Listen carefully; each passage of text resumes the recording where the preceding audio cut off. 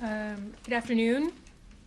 Well, as you heard last night, at the direction of President Trump, U.S. Attorney Jeanine Pirro attempted to persuade a grand jury to indict us on criminal charges.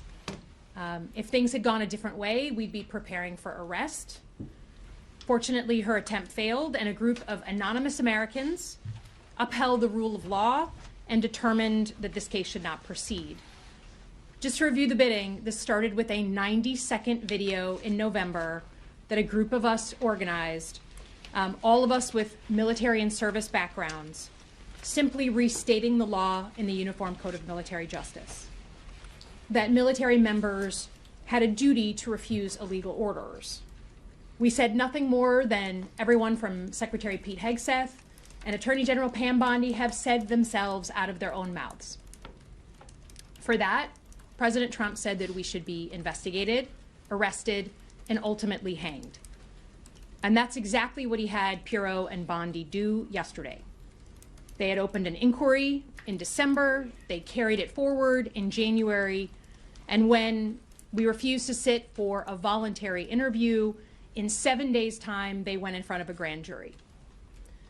But to be clear, this is not about the content of this one video.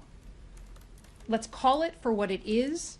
The president is using our justice system to weaponize against his perceived enemies.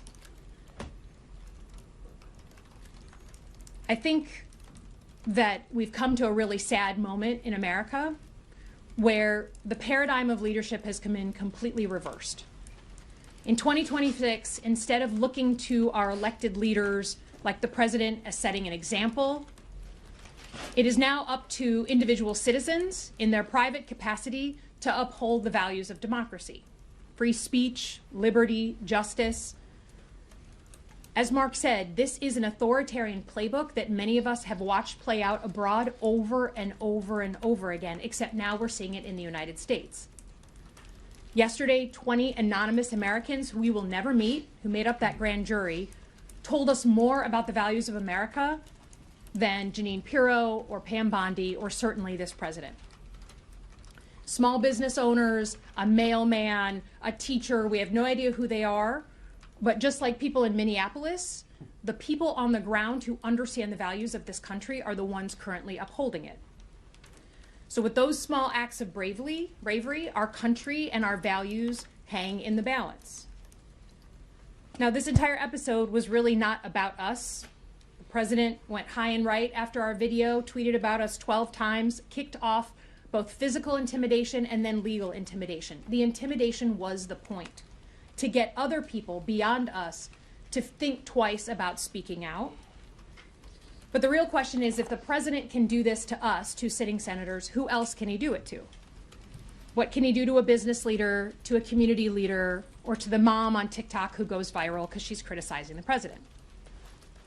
We hope that the news today is the end of the investigation, but hope is not a strategy. The president could easily watch this press conference, go high and right again, kick off another cycle of physical intimidation and legal intimidation. So we need to stay on offense. And I think both Senator Kelly and I have kept all of our legal options open as we go forward. Some of you know that I recently lost my father a couple weeks ago. And my father taught me two things. He taught me right from wrong, and he taught me to love this country. Senator Kelly and I have both served our country. We have risked our lives for our country. This country has given me everything. So if we have to sit here and take physical intimidation and legal intimidation to uphold the country we love, we will happily do that. We know right from wrong. Whether you voted for President Trump or you voted for Kamala Harris, we know right from wrong.